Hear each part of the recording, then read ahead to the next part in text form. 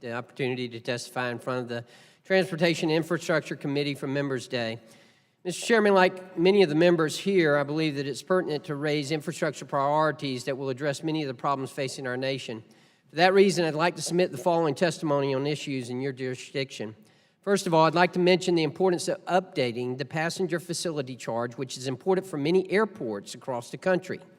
In my district alone, I have a number of airports that have stressed how critical it is that they are provided additional flexibility under the passenger facility charge to make improvements.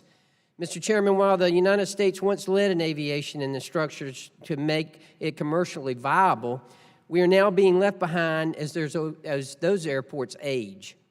By addressing the caps for the passenger facility charge, we can give airports in nearly every congressional district the opportunity to modernize and meet their constituents' needs.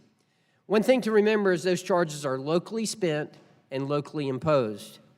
Second, it would be beneficial to augment the airport improvement program for small, medium, and non-hub airports. This program is essential in providing grants for the planning and development of commercial airports. Smaller airports are often an economic engine for communities that don't have access to large commercial airports, and they provide an important link.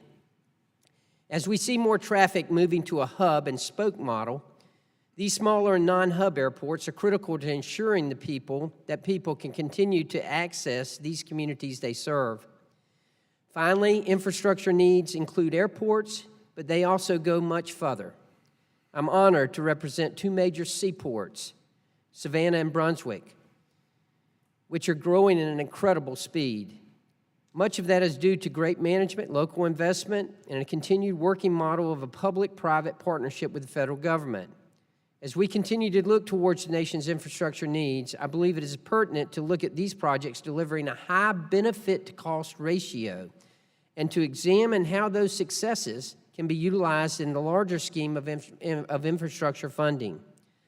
I know this committee will work diligently under your leadership, Mr. Chairman, to address the nation's infrastructure needs, and I thank you for the opportunity to provide this testimony today.